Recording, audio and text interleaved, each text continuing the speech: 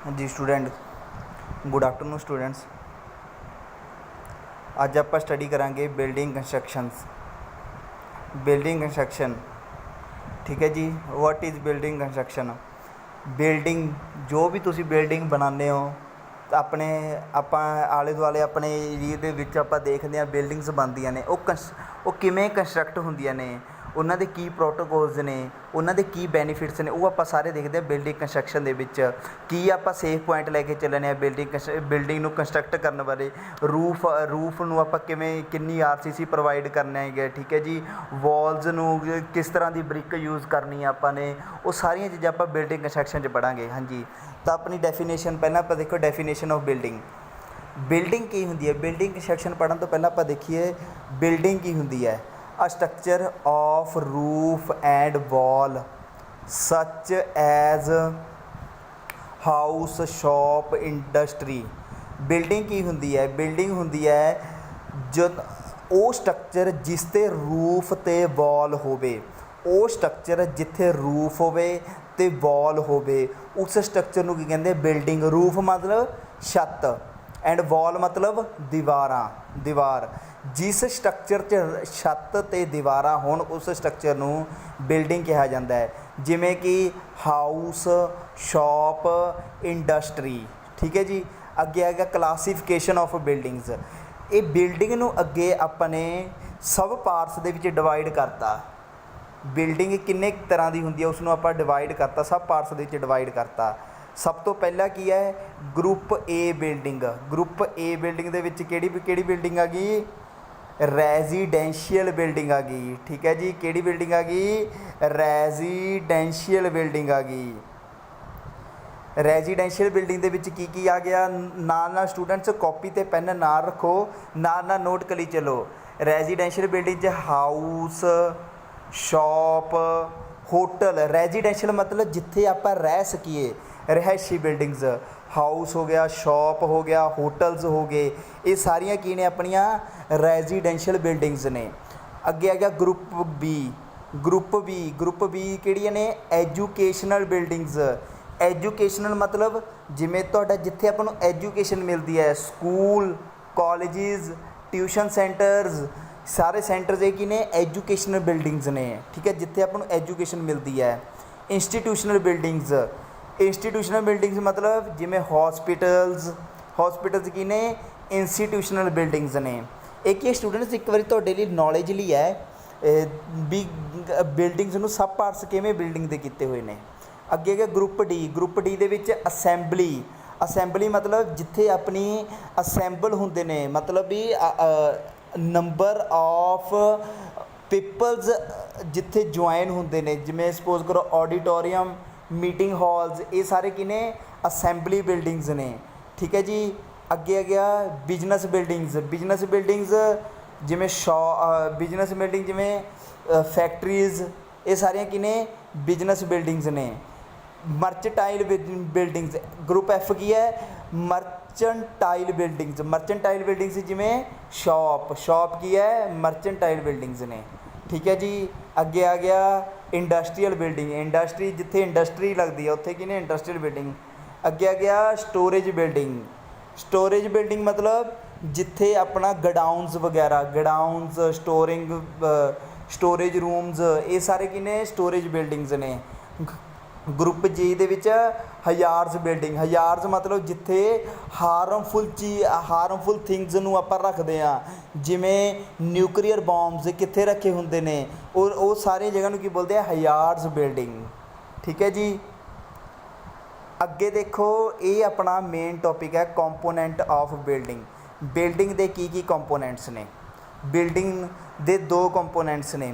Building ਨੂੰ ਆਪਾਂ ਦੋ ਕੰਪੋਨੈਂਟਸ ਦੇ ਵਿੱਚ ਡਿਵਾਈਡ ਕੀਤਾ ਹੈ, ਸਬ ਸਟਰਕਚਰ ਅਤੇ ਸੁਪਰ ਸਟਰਕਚਰ। ਸਬ ਸਟਰਕਚਰ 'ਚ ਉਹ ਬਿਲਡਿੰਗ ਹੁੰਦੀ ਹੈ ਗਰਾਊਂਡ ਤੋਂ ਥੱਲੇ ਵਾਲੀ ਬਿਲਡਿੰਗ। ਗਰਾਊਂਡ ਤੋਂ ਜੋ ਨੀਚੇ ਬਿਲਡਿੰਗ ਹੈ ਉਹ ਸਾਰੀ ਸਬ ਸਟਰਕਚਰ ਬਿਲਡਿੰਗ ਹੈ। ਇਹ ਵਾਲੀ ਸਾਰੀ ਇਸ ਦੇ ਵਿੱਚ ਕੀ ਆ ਜਾਂਦਾ ਹੈ? ਕਾਲਮ ਦੀ ਫਾਊਂਡੇਸ਼ਨ ਆ ਜਾਂਦੀ ਹੈ, ਬੀਮ ਦੀ ਫਾਊਂਡੇਸ਼ਨ ਆ ਜਾਂਦੀ ਹੈ, ਠੀਕ ਹੈ ਜੀ। ਗਰਾਊਂਡ ਤੋਂ ਨੀਚੇ ਵਾਲੀਆਂ ਜੋ ਆਪਾਂ ਨੂੰ ਦਿਖਦੀਆਂ ਨਹੀਂ ਚੀਜ਼ਾਂ, ਉਹ ਸਾਰੀਆਂ ਕੀ ਨੇ? ਸਬ ਸਟਰਕਚਰਸ ਨੇ। ਜਿਵੇਂ ਫਾਊਂਡੇਸ਼ਨਸ ਆ ਗਈ, ਪਲਿੰਥ ਬੀਮ ਆ ਗਏ, DPC ਆ ਗਈ, ਇਹ ਸਾਰੀਆਂ ਕੀ ਨੇ ਅੱਗੇ ਆਪਾਂ ਪੜ੍ਹਾਂਗੇ ਜੋ ਆਪਾਂ ਦਿਖਦੀਆਂ ਨਹੀਂ। ਸਬਸਟਰਕਚਰ 'ਚ ਜਿਵੇਂ ਪੰਜਾਬੀ 'ਚ ਕਹਿੰਦੇ ਨੇ ਨਿਉਆਂ ਕੀ ਨੇ, ਜਿਹਨੂੰ ਆਪਾਂ ਜੋ ਵਾਲ ਨੂੰ ਪ੍ਰੋਵਾਈਡ ਕਰਦੇ ਹਾਂ, ਸਟੇਬਿਲਿਟੀ ਪ੍ਰੋਵਾਈਡ ਕਰਦੇ ਨੇ, ਜੋ ਵਾਲ ਦਾ ਲੋਡ ਲੈ ਕੇ ਜਾਂਦੀਆਂ ਨੀਚੇ ਜਾਂ ਕਾਲਮ ਦਾ ਲੋਡ ਲੈ ਕੇ ਜਾਂਦੀਆਂ ਨੇ। ਜੋ ਲੋਡ ਆਪਣਾ ਕਾਲਮ ਦਾ ਲੋਡ ਦੇਖੋ, ਰੂਫ ਦਾ ਲੋਡ ਕਿਸ 'ਤੇ ਪੈਂਦਾ ਹੈ? ਬੀਮ 'ਤੇ। ਬੀਮ ਦਾ ਲੋਡ ਕਾਲਮ 'ਤੇ, ਕਾਲਮ ਦਾ ਲੋਡ ਅੱਗੇ ਸੋਇਲ 'ਤੇ ਜਾਂਦਾ ਹੈਗਾ। ਠੀਕ ਹੈ ਜੀ।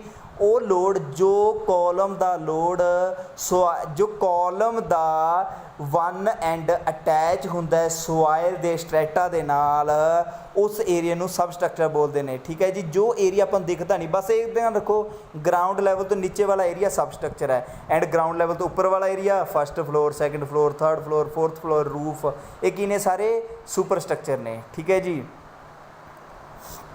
ਹਾਂਜੀ, ਹੁਣ ਦੇਖੋ ਫਸਟ ਕੰਪੋਨੈਂਟ ਫਾਊਂਡੇਸ਼ਨ। मैं तुहानूं दस ही दिता फाउंडेशन की है। Foundation is the lowest part of the structure below the ground level. ठीक है जी। लोएस्ट पार्ट है स्ट्रक्चर का ग्राउंड लैवल तो थले, जो ट्रांसफर दा और लोड्स जो ट्रांसफर करता है लोड्स नूं, जो लोड लैंदा है। ठीक है जी। लोड किहड़े डेड लोड मतलब स्ट्रक्चर दा, बिल्डिंग दा खुद दा load, weight of the brick, weight of the cement, weight of the water, weight of the concrete, जो सब वेट ने, वेट ऑफ द RCC, जो सब वेट ने उन्होंने डेड लोड कहते हैं। लाइव लोड जो आप एक्स्ट्रा लोड दिंदे आ, खुद आप रूफ ते खड़े हैगे, अपना लोड हो गया। अगर आपने टाइल्स वगैरह लाई या कोई गैलरी का समान रखा, वो सारे की ने? लाइव लोड्स ने। ठीक है जी। नैक्सट आ गया अपना प्लिंथ या प्लिंथ बीम। आ देखो स्ट्रक्चर देख रहे हो ना, आ की है? देखिए ना, बिल्डिंग के उपर ग्राउंड लैवल तो उत्ते प्लिंथ बीम पाए जाते हैं। ਇਹਦਾ ਕੀ ਕੰਮ ਹੁੰਦਾ ਹੈਗਾ? ਵਾਟਰ ਤੋਂ ਪ੍ਰੀਵੈਂਟ ਕਰਦੇ ਨੇ ਤਾਂ ਕਿ ਆਪਣੀ ਬਿਲਡਿੰਗ ਦੇ ਵਿੱਚ ਵਾਟਰ ਨੀਚੇ ਨਾ ਜਾ ਸਕੇ। ਠੀਕ ਹੈ ਜੀ। ਦੇਖੋ, the portion of building between the ground surrounding the building and the top floor just above the ground is termed as plinth. दोबारा पढ़ो। The portion of building between the ground surrounding the building and the top floor just above the ground. Ground तो उपर जो आपां ने, आ देखो मिट्टी है जिथे, ये ग्राउंड लैवल है, इस तो उपर जो आपां ने बीम क्रिएट किया है, ठीक है, ਉਹਨੂੰ ਆਪਾਂ प्लिंथ बीम ਜਾਂ प्लिंथ ਕਹਿੰਦੇ ਆ। ਇਹ ਕਾਹਦੇ ਵਾਸਤੇ ਕ੍ਰੀਏਟ ਕਰਦੇ ਆ? Plinth is provide to prevent surface water from entering the building.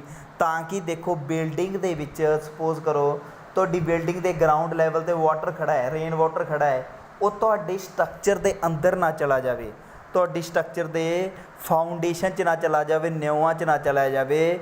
ਉਸ ਲਈ ਆਪਾਂ ਇੱਕ ਪਲਿੰਥ ਬੀਮ ਕ੍ਰੀਏਟ ਕਰਦੇ ਹਾਂ। ਅਗਰ ਪਾਣੀ ਆਪਣਾ ਫਾਊਂਡੇਸ਼ਨ 'ਚ ਚਲਾ ਗਿਆ ਤਾਂ ਆਪਣੀ ਜ਼ਿਆਦਾ ਪਾਣੀ ਕਰਕੇ ਆਪਣੀ ਸਟਰਕਚਰ ਕੀ ਹੈ? ਡਿਸੇਬਲ ਹੋ ਸਕਦੀ ਹੈ। ਇਸ ਕਰਕੇ ਆਪਾਂ ਪਲਿੰਥ ਬੀਮ ਪ੍ਰੋਵਾਈਡ ਕਰਦੇ ਹਾਂ। ਹਾਂਜੀ, ਅੱਗੇ ਆ ਗਿਆ, ਇਹ ਵੀ ਵੈਰੀ ਇੰਪੋਰਟੈਂਟ ਹੈ, DPC damp proof course. DPC ਦੇਖੋ ਸਟਰਕਚਰ ਦੇਖੋ ਰਾਜੇ, ਆ DPC ਦੀ ਇੱਕ ਲੇਅਰ ਕ੍ਰੀਏਟ ਕਰਦੇ ਹਾਂ, 2.5 ਸੈਂਟੀਮੀਟਰ ਦੀ ਇੱਕ ਲੇਅਰ ਕ੍ਰੀਏਟ ਕਰਦੇ ਹਾਂ। ਆ ਦੇਖੋ ਆ DPC ਹੈ, ਦੇਖਿਆ ਹੋ ਕਿਤੇ ਵੀ ਬਿਲਡਿੰਗ ਬਣ ਰਹੀ ਹੈ ਉੱਥੇ ਆਪਾਂ ਨੇ ਇਹ ਦੇਖੀ ਉਹ ਸਟਰਕਚਰ। ਠੀਕ ਹੈ ਜੀ। DPC और damp proof course is a layer of water proofing material like asphalt, bitumen, water proof cement et cetera on which the walls are created. हाँ जी, DPC आप क्यों प्रोवाइड करते हैं? वाटर प्रूफिंग वास्ते, ताकि अपनी स्ट्रक्चर की है मॉइस्चर ना लै सके, अपनी स्ट्रक्चर नूं मॉइस्चर ना होवे, पानी ना लग सके, ताकि अपनी स्ट्रक्चर खराब ना हो सके। इसलिए आप DPC प्रोवाइड करते हैं, dam proof course for water proofing, moisture proofing वास्ते। ये DPC कादी बनी हुंदी है? असफाल्ट की बनी हुंदी है। बिटुमेन की हुंदा है? लुक देखिए ना, बिटुमेन की बन सकती है वाटर। ठीक है जी। सीमेंट वगैरह भी पै सकता है, ये सारियां तो बनती है। ਅੱਗੇ ਆ ਗਿਆ ਵॉल्स ਤਾਂ ਤੁਹਾਨੂੰ ਦੱਸਣ ਦੀ ਜ਼ਰੂਰਤ ਨਹੀਂ। ਵॉल्स ਕੀ ਹੁੰਦਾ ਹੈ? ਦੀਵਾਰ। ਪੜ੍ਹ ਲਓ। ਹਾਂਜੀ, ਨੋਟ ਕਰ ਲਓ, ਡੈਫੀਨੇਸ਼ਨ ਤੁਹਾਡੇ ਕੋਲ ਲਿਖੀ ਹੋਈ ਹੈ। Walls are the vertical member on which the roof finally rest, roof finally rest, ਜਿੱਥੇ ਕੀ ਹੈ ਰੂਫ ਆਪਣਾ ਰੈਸਟ ਕਰਦਾ ਉਹ ਦੀਵਾਰਾਂ 'ਤੇ, ਉਸ ਨੂੰ ਬੋਲਦੇ ਆ walls. Walls are provided to divide the floor space in the desired pattern. Walls provide privacy, security and protect from sun, rain and cold. ਠੀਕ ਹੈ ਜੀ। ਹਾਂਜੀ, ਵੋਲਸ ਦੇਖੋ ਜਿਸ ਨੂੰ ਕਨਫਿਊਜ਼ਨ ਹੈ, ਦੀਵਾਰਾਂ, ਇਹ ਦੀਵਾਰਾਂ ਨੇ ਆਪਣੀਆਂ। ਹਾਂਜੀ, ਅੱਗੇ ਆ ਗਿਆ ਕॉलम। कॉलम ਕੀ ਹੁੰਦਾ ਸਟੂਡੈਂਟਸ? ਕॉलम्स ਪਿਲਰਸ ਦੇਖੇ ਨੇ ਨਾ, ਪਿਲਰਸ ਨੂੰ ਹੀ ਆਪਾਂ कॉलम्स ਕਹਿੰਦੇ ਆ। ਦੇਖ ਲਓ ਜਿਸ ਨੇ कॉलम्स ਨਹੀਂ ਦੇਖੇ, ਇਹ ਸਾਰੇ ਆਪਣੇ कॉलम्स ਨੇ। ਹਾਂਜੀ, columns are the isolated load bearing member which carry the axial compressive load of the structure. Column का की काम है राजे? कॉलम का ये काम हुंदा है, सपोज कर रूफ है, रूफ मतलब छत, छत का लोड, छत के सरफेस एरिया ते बीम लग्या हुंदा है। सरफेस रूफ का लोड बीम कैरी करता है, बीम कनैक्ट हुंदे ने कॉलम दे नाल। कॉलम ਜਾਂ कॉलम कह लो ਜਾਂ पिलर कह लो, पिलर पंजाबी च पिलर कह दिंदे आ। ठीक है जी। कॉलम बीम कॉलम दे नाल लगे हुंदे ने, ते रूफ का लोड बीम लै लैंदे ने, बीम का लोड कॉलम लै लैंदे ने, कॉलम अगे सॉइल नूं दे दिंदे ने। इस तरह लोड ट्रांसफर हुंदा है। पिलर देखो, रूफ का लोड बीम लैंदे ने, बीम का लोड कॉलम लैके वो अगे ग्राउंड नूं दे दिंदे ने। इस तरह अपनी स्ट्रक्चर स्टेबल रहिंदी है। हाँ जी, अगे आ गया फ्लोर। फ्लोर की हुंदा है? Floor can be defined as flat supporting element dividing a building. हाँ जी, बिल्डिंग्स नूं नंबर ऑफ लेयर्स दे नाल, नंबर ऑफ लैवल्स दे नाल डिवाइड किया है। जिवें तुसीं सुनिया हो first floor, second floor, third floor structure बनी हुई है। ये सारियां की ने अपने फ्लोर्स ने।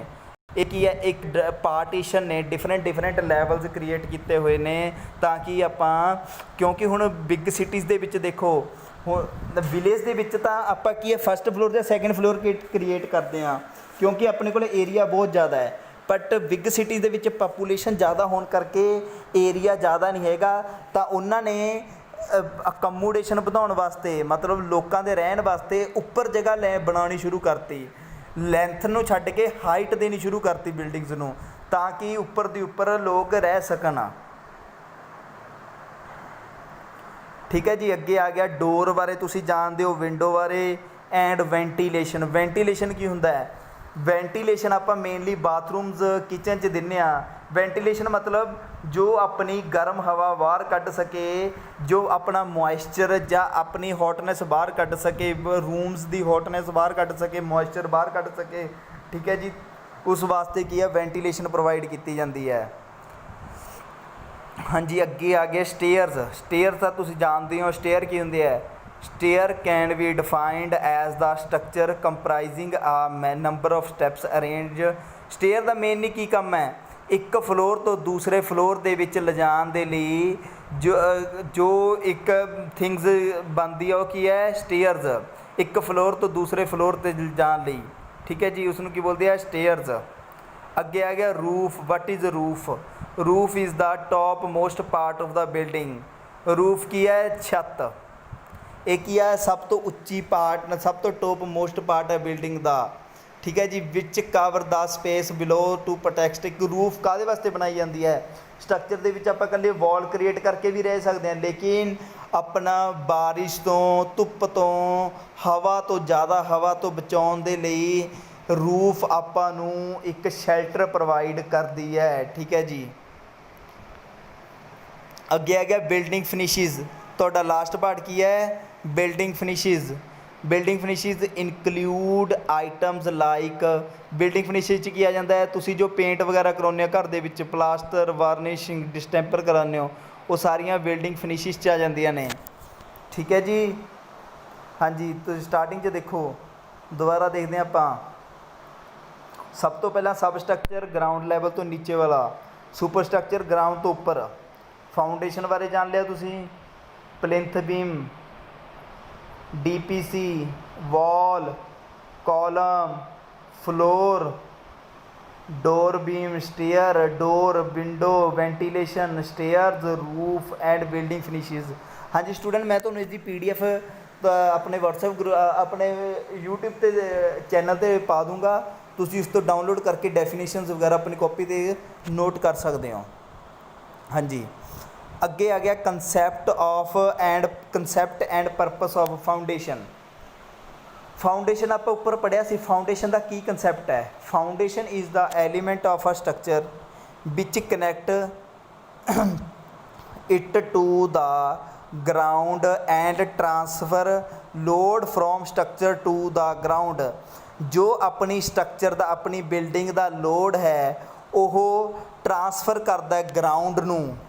ठीक है जी, जो एक मीडियम है जो अपनी बिल्डिंग का लोड ट्रांसफर करता है ग्राउंड नूं, स्ट्रक्चर का लोड ट्रांसफर करता है ग्राउंड नूं, उस एलीमेंट नूं की बोलते हैं फाउंडेशन। हाँ जी, अगे देखो very very very important types of foundation. Foundation किन्ने टाइप का हुंदा है? ठीक है जी, there are 2 types of foundation. किहड़े किहड़े? Isolated shallow foundation and deep foundation. Shallow foundation and deep foundation, अगे इसदियां सब पार्ट्स ने, शैलो फाउंडेशन ते डीप फाउंडेशन दे। हाँ जी, देखो ये पढ़ो खुद।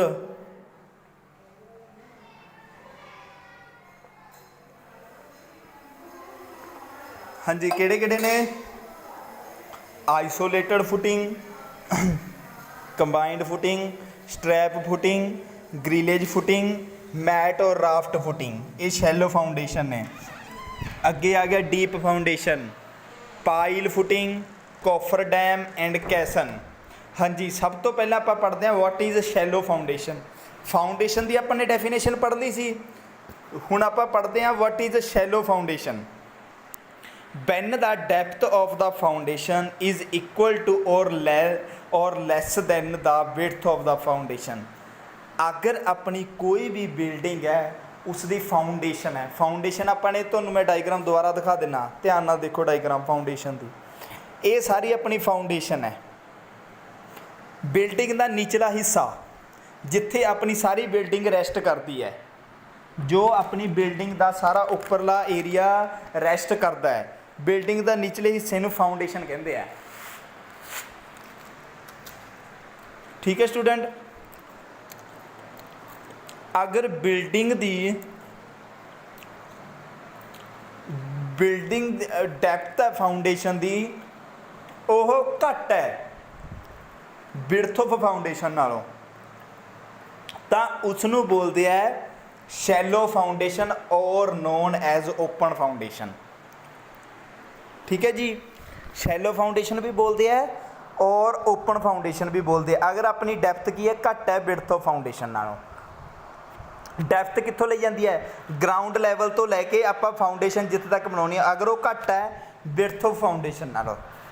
ठीक है जी, हाँ जी, ये तो सब पहला पार्ट की सी आइसोलेटेड फुटिंग। आइसोलेटेड फुटिंग और शैलो फाउंडेशन सेम चीज़ है। It provide under column, column के अंदर प्रोवाइड की जाती है to transfer the load safety to bed soil. हाँ जी, कॉलम के नीचे जो फुटिंग प्रोवाइड की जाती है उन्होंने आइसोलेटेड फुटिंग या आइसोलेटेड फाउंडेशन कहा जाता है। ठीक है जी, अगे आ गया कॉलम फुटिंग। कॉलम फुटिंग की होंदा है? when usually support 2 column or 3 column not in the row, combined footing are used when TOW नहीं TW है 2 column are so close। ਜਦੋਂ ਆਪਾਂ ਨੇ ਕੋਈ 2 ਪਿੱਲਰ ਬਿਲਕੁਲ ਨਜ਼ਦੀਕ ਨੇ ਉਹਨਾਂ ਨੂੰ ਆਪਾਂ ਨੇ, ਹਾਂਜੀ ਉਹ ਕਾਲਮ ਨੇ, ਹੁਣ ਕਾਲਮ ਖੜੇ ਨੇ, ਉਹਨਾਂ ਨੂੰ ਕੋਈ ਤਾਂ ਬੇਸ ਚਾਹੀਦਾ, ਉਹ ਨੀਚੇ ਕਿੱਥੇ ਜਾਂਦੇ ਨੇ? ਫੁਟਿੰਗ ਤੇ ਜਾਂਦੇ ਨੇ, ਫਾਊਂਡੇਸ਼ਨ ਤੇ ਜਾਂਦੇ ਨੇ। ਠੀਕ ਹੈ ਜੀ, ਫਾਊਂਡੇਸ਼ਨ ਤੇ ਜਾਂਦੇ ਨੇ। जे अगर दोने पिलर सेम ने, देखो आ दोने पिलर सेम काफ़ी नेड़े नेड़े खड़े ने, जे बहुत नज़दीक ने, तो इन्हां दी जिहड़ी फाउंडेशन होगी जिन्ना इन्हां दे नीचे होगा वो सिर्फ इक्को ही क्रिएट कर देंदे ने। ये सारा एरिया नीचों, ये एरिया जो है ये नीचे एक ही फाउंडेशन बना लेंदा है, एक ही फुटिंग हुंदी है इसदी। ठीक है जी। अलग अलग बनाने की जरूरत नहीं पैंदी, जिमें आइसोलेटेड दे विच पैंदी है। देख आ एक कॉलम है, इसकी अलग फुटिंग बनी हुई है। फुटिंग मतलब कॉलम का एंड, फाउंडेशन मतलब सारी बिल्डिंग का स्ट्रक्चर। ठीक है जी। तीसरा देखो strap footing consist of two isolated footing connect together with the structure strap called. हाँ जी, दो कॉलम ने इन्हां दी फुटिंग अलग अलग है। जिमें कंबाइंड फुटिंग तो सेम सी, इन्हां दी फुटिंग दोनों दी अलग है, पर दोनों दी फुटिंग नूं एक बीम दे दिता, उसनूं बोलदे है स्ट्रैप बीम। ठीक है जी। उस फुटिंग नूं की बोलते हैं स्ट्रैप फुटिंग। अगर दो कॉलम की फुटिंग दे विच आपां ने एक बीम क्रिएट करता, उसनूं बोलते हैं स्ट्रैप फुटिंग। हाँ जी। अगे देखो राफ्ट फुटिंग। अ राफ्ट में be used where the base soil has a low bearing capacity. हाँ जी, कोई यही जी अपने को, हाँ जी हुण अपने बिल्डिंग बनानी है सपोज करो, लेकिन आप जिथे फाउंडेशन बनावांगे आप ग्राउंड का एरिया पट्टांगे ताकि आप न्योआं कढ़ सकीए, आप फुटिंग बना सकीए, लेकिन वो जो सॉइल होवे वो इन्ना लोड ना रजिस्ट कर पावे, वो लोड सॉइल ज़्यादा वधिया ना होवे, तो उत्थे की हुंदा है, उत्थे आपां नूं पाइल्स देनियां पैंदियां ने। पाइल्स की हुंदियां ने, एक वुडन ब्लॉक ला लो या कोई भी मैटल दियां पाइल्स हुंदियां ने, जो कि आपां नूं सॉइल दे नीचे, ग्राउंड दे नीचे लैके जानियां पैंदियां ने, जिथे आपां नूं कि सॉइल वधिया मिल सके, उत्थे तक उहदी फुटिंग बनाई जाती है। काफ़ी डीप तक लैके जानियां पैंदियां ने। सॉरी स्टूडेंट, सॉरी गलत पढ़ा रहा मैं थोड़ा जा। हाँ जी, राफ्ट फुटिंग बारे दोबारा देखो। राफ्ट फुटिंग मैं कन्फ्यूज़ हो गई थोड़ी, सॉरी स्टूडेंट। राफ्ट फुटिंग में भी defined where the base soil has very low bearing capacity. Raft footing उत्थे लगती है जिथे कि बेस बियरिंग सॉइल है जो ਉਹਦੀ बियरिंग मतलब सहन कैपेसिटी बहुत ज़्यादा घट होवे। ठीक है जी, उत्थे राफ्ट फुटिंग दी जाती है। Column loads are so large. हाँ जी, बट कॉलम का लोड की है बहुत ज़्यादा हुंदा हैगा, तां करके आपां नूं उत्थे राफ्ट फुटिंग देनी पैंदी है। हाँ जी, अगे आ गया डीप फाउंडेशन। पहला सैलो फाउंडेशन पढ़िया, हुण डीप मतलब तुहानूं आप ही पता लग गया डीप च जाना। The foundation are used to transfer load the structure of depth to the depth. आपां ने सैलो की पढ़िया सीगा, डेप्थ घट है विड्थ ज़्यादा है फाउंडेशन की। इहदे विच की है डेप्थ ज़्यादा है विड्थ घट है। हाँ जी, आ लिखा हुआ देखो, in these foundations depth by width, depth of foundation by width is greater than 1। इसका मतलब की है डेप्थ ज़्यादा है विड्थ घट है। ठीक है जी। अगे ये पार्ट्स ने पाइल फाउंडेशन अपने पढ़े सी ना, piles, coffer dam and caisson. हाँ जी, अगे देखो पाइल्स फाउंडेशन बहुत इंपॉर्टेंट है, इसकी डेफिनेशन पढ़ो, पहला खुद पढ़ो मूँह च बनी।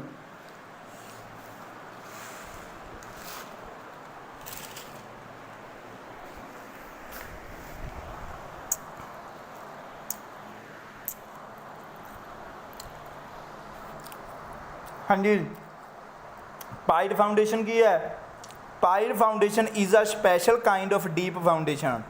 यह एक स्पैशल काइंड है डीप फाउंडेशन का, where the depth of the foundation is much greater than the width of the foundation. अगर अपनी की है सॉइल जिथे आपां ने फाउंडेशन बनानी है, जिथे आप स्ट्रक्चर बनानी है, उत्थे अगर आपां नूं अच्छी सॉइल ना मिले, उपर लेयर दे विच अच्छी सॉइल ना मिले, ਤਾਂ ਆਪਾਂ ਨੂੰ नीचे होर एक्सावेशन होर खुदाई करनी पैंदी है, ताकि ਆਪਾਂ ਨੂੰ नीचे जा के सॉइल अच्छी मिल सके जो अपनी स्ट्रक्चर का लोड कैरी कर सके। ठीक है जी। जिथे ਆਪਾਂ ਨੂੰ काफ़ी एक्सावेशन काफ़ी डंगाई करन तो बाद स्ट्रक्चर मिलती है, ਆਪਾਂ ਨੂੰ सॉइल वधिया मिलती है। तो हुण देखो, हुण सपोज करो आपां काफ़ी अगे डंगाई दे विच चले गए, पर स्ट्रक्चर अपनी तो उपर ही खड़ूगी, तो उत्थों स्ट्रक्चर दे बेस तो लैके फाउंडेशन तक आपां नूं काफ़ी लंबी फाउंडेशन बनानी पैनी है। उस वो फाउंडेशन नूं की बोलते हैं पाइल फाउंडेशन। पाइल मतलब पाइल वुडन की भी बन सकती है, मैटल की भी बन सकती है, ये अगे आप पढ़ांगे। ठीक है, तुसीं इन्ना सिर्फ ध्यान रख लो, अगर अपनी फाउंडेशन की डैप्थ है जी बहुत ज़्यादा है बिड़थ के नालों, तो उसनों पाइल फाउंडेशन कहते हैं। हाँ जी, नैक्सट पार्ट है कैसन। कैसन आ डायग्राम है कैसन दी। हाँ जी, ये कहते वास्ते यूज होता है, it is a foundation use to construction of bridge piers in very deep water. Bridge नूं कंस्ट्रक्ट करन दे लई कैसन फाउंडेशन का यूज़ होंदा है। हाँ जी, तुसीं देखिया होगा इस तरह की स्ट्रक्चर बनया होंदा हैगा ब्रिज ते, जो कि आपां नूं हैल्प करदा है ब्रिज बनाउण दे लई। हाँ जी, अगे देखो कॉफर डैम। कॉफर डैम की आ डायग्राम है, ये की है रिवर। कई बार तुसीं देखिया होगा रिवर के उपर फ्लाईओवर बनता है, नीचे रिवर है वो उपर फ्लाईओवर बनया होया है। तो हुण इस तरह तो है नहीं गा भी फ्लाईओवर उपर ही हवा च बन जूगा, उन्होंने कोई बेस भी चाहिए, उन्होंने कोई फाउंडेशन भी चाहिए हो। तो हुण आपां पानी दे विच तां स्ट्रक्चर बना नहीं सकते, तो उहदे च की है आपां नूं जिथे फ्लाईओवर या ब्रिज बनाउणा है उत्थों दा एरिया आपां सारा खाली कर दिंदे आ, पानी खाली कर दिंदे आ। खाली किवें होऊगा, एक बेस एक फाउंडेशन रख दिंदे आ, उहदे नीचे नीचे आले दुआले पानी हुंदा, लेकिन वो सारा एरिया खाली हुंदा है। तो ये नीचे लेबर जो मिस्त्री या जो भी इंजीनियरस ने वो इत्थे काम करते हैं, इत्थों अपने कॉलम्स वगैरह खड़े करते हैं। ठीक है, इस एरिए तो इत्थों आपां स्टेबिलिटी प्रोवाइड करते हैं ब्रिजिस तो, ब्रिजिस लई। ठीक है जी, इस तो बाद ये सारी चीज़ हटा दी जाती है। ठीक है जी, हाँ जी, देखो हुण a coffer dam is a structure that retain water and soil that allow the enclosed area to be pumped out and excavate dry। हाँ जी, ਇਹਦਾ मतलब ਕੀ ਹੋਇਆ, cofferdam a coffer dam is a structure. Cofferdam की है, एक structure है जो that retain water and soil की करती है, उन्होंने एक्सकावेट कर देंदी है, पानी नूं बाहर कढ़ देंदी है। ठीक है, जिथे जिथे एरिए दे विच आपां ने ब्रिज बनाउणा है एंड उसनूं ड्राई करके उसते फिर अगे प्रोसैस किया जाता है। ये है तुहाडा कॉफर डैम। ठीक है जी, हाँ जी, अगे सारा हुण दोबारा देखते हैं इदूं। ये सी तुहाडा टाइप्स ऑफ फाउंडेशन। फाउंडेशन काहदे लई यूज़ होंदी है, फाउंडेशन क्यों यूज़ होंदी है। Foundation is the function of element of a structure which connect it to ground and transfer load. जो स्ट्रक्चर का लोड ट्रांसफर करती है ग्राउंड नूं, सॉइल नूं, उसनूं की बोलते हैं फाउंडेशन। फाउंडेशन अगे किन्ने टाइप्स दी है, दो टाइप्स दी, किहड़े शैलो एंड डीप। ठीक है जी, शैलो अगे किन्ने टाइप्स दी है, 5 टाइप्स दी। च ग्रिलेज फाउंडेशन है वो ज़्यादा इंपॉर्टेंट नहीं हैगी, ये 4 ज़्यादा वधिया इंपॉर्टेंट्स ने। किहड़े isolated, combined, strap and mat. The foundation किन्ने तरह की है, 2 तरह की, पाइल, कॉफर डैम एंड कैसन। ठीक है जी, अगे देखो शैलो फाउंडेशन। शैलो फाउंडेशन की है, जिसकी विड्थ की है ज़्यादा है डैप्थ के नाल, उन्होंने शैलो फाउंडेशन कहते हैं। पहला पार्ट की है आइसोलेटेड फुटिंग। हाँ जी student, isolated footing simple shallow foundation ही है, इसका हर एक कॉलम का अलग अलग फुटिंग बनी होंगी है। अगे आ गया कंबाइंड फुटिंग, जो 2 कॉलम की एक फुटिंग प्रोवाइड की जाए उसनों कॉलम फुटिंग कहते हैं। अगे आ गया स्ट्रैप फुटिंग, 2 कॉलम की अलग अलग फुटिंग है लेकिन उन्होंने एक बीम के नाल, स्ट्रिप बीम के नाल क्रिएट किया होया, स्ट्रैप बीम के नाल ज्वाइन किया है, उसनों स्ट्रैप फुटिंग कहते हैं। राफ्ट फुटिंग की होंदी है, जो अपनी सॉइल की बीयरिंग कैपेसिटी बहुत घट होंदी है उदों राफ्ट फुटिंग ज्वाइन की जाती है।